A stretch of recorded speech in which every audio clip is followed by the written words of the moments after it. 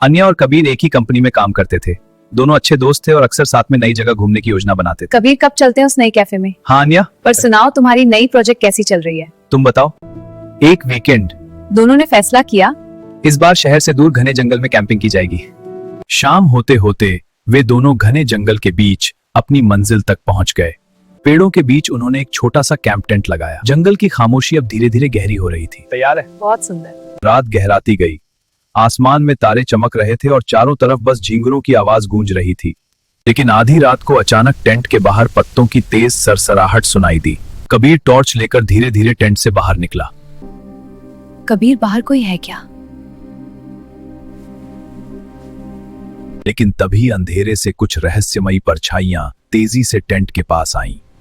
कुछ ही सेकंड में वे अन्या को उठाकर घने जंगल के अंधेरे में गायब हो गए। जब कबीर वापस लौटा तो टेंट खाली था। जमीन पर बस अन्या का स्कार्फ पड़ा था। डर के बावजूद कबीर ने हिम्मत नहीं हारी। वह टॉर्च लेकर जंगल के अंदर अन्या की तलाश में निकल पड़ा। कुछ देर बाद उसे दूर आग की हल्की रोशनी दिखी। वह एक आदिवासी बस्ती थी।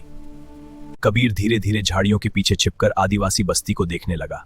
उसने देखा एक लकड़ी की मेज पर बेहोश पड़ी थी और कुछ आदिवासी उसके आसपास खड़े होकर कोई रहस्यमयी रस्म कर रहे थे। यह देखकर कबीर का दिल तेजी से धड़कने लगा, लेकिन वह डरकर पीछे नहीं हटा। उसने तय कर लिया, आज वह अन्या को बचाकर ही जाएगा। आदिवासी महिलाएं धीराधीर थी, जैसे वे किसी पुरानी रहस्यमयी परंपरा को पूरा कर रही हों। कुछ देर बाद आदिवासियों ने अन्या को बस्ती के बीच एक लकड़ी के खंभे से बांध दिया। आसमान में काले बादल छा गए थे और तेज बारिश शुरू हो चुकी थी।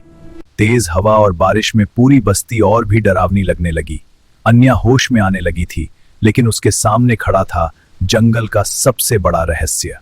तेज बारिश के बीच आदिवासी लोग एक बड़ी रहस्यमयी पत्थर की मूर्ति के सामने इकट्ठा हो गए।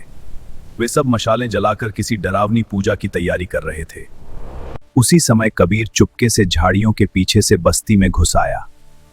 वह धीरे धीरे अन्या के पास पहुंचा और रस्सी खोलने लगा। अंधेरे जंगल में तीरों की आवाज गूंजी। कुछ ही पलों में दोनों जमीन पर गिर पड़े और घना जंगल फिर से